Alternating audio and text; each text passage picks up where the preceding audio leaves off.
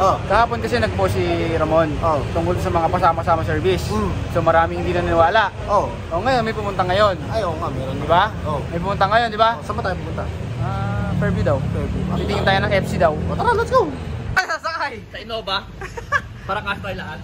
Forester. Gago? Sa Pasig. Forester na lang. Huwag na yun. Gago, 4-seater lang, Forester ah. Pagka na-traffic tayo, may init eh. May row ba sa likod yan, Forester? Meron yan! Boss! Ha? Taga saan ka, boss? Taga Cubao. Cubao. Gago, 5-seater lang, Forester? Okay lang yan. Paano ka maniniwalang totoong may pasama service si Ramon? Paano mo nasabi na? Paano mo nalaman? Tayo. Na totoo yun? Malalaman ngayon. Malalaman pa ngayon. Wala nang legit check yan. Wala lang ganun-ganun. Basta si Ramon nagsabi. So, ano titignan mo ngayon, boss? Civic. Civic FC? FC. Okay. Going on a trip. Uy, linyahan ni favorite. Linyahan ni favorite.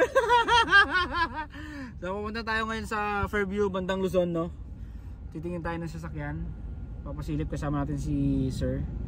Hindi ko alam bakit siya nagpasama sa atin, no? Pero hindi rin niya alam kung bakit sa atin nagpasama. Wala na daw legit check. So pupunta kaming Honda Casa, sisilip kami ng brand new. So kakalasin natin, tignan natin kung sariwa talaga yung Compression test natin brand new. Baka kasi mamaya yung mga Baka kasi nakuha parang lang. cellphone sa Green Hills, naka-receive. Okay, so tinignan namin yung isang kotse na nakita ni Sir sa internet. Sadly,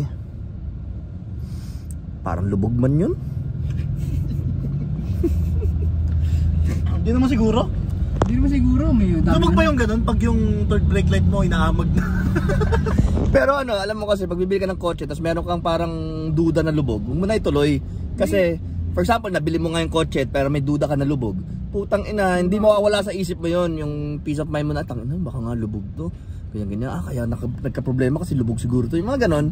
So, pag nagkaroon ka ng duda na lubog, huwag mo nang kunin. Tsaka unang tingin pa lang, ay. Okay, so nanggaling ulit kami sa isa pang dealer, yung sa mga kaibigan namin na car dealers, sila yung the Ocampo Brothers. Meron magandang kotse doon.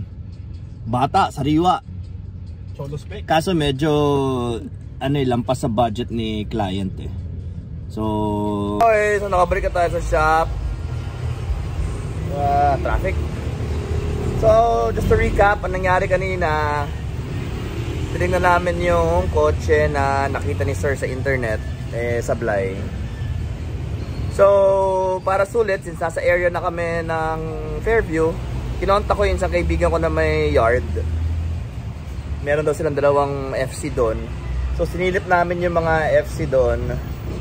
And, both are nice, pero it's a little above the budget of the owner. So, sabi ni, the client, sabi ni client, pag-iisipan niya maigi. So, binigay ko naman na yung contact nung nag-usap naman na sila nung may-ari ng yard. So, bahala na sila kung anong pag-usapan nila doon.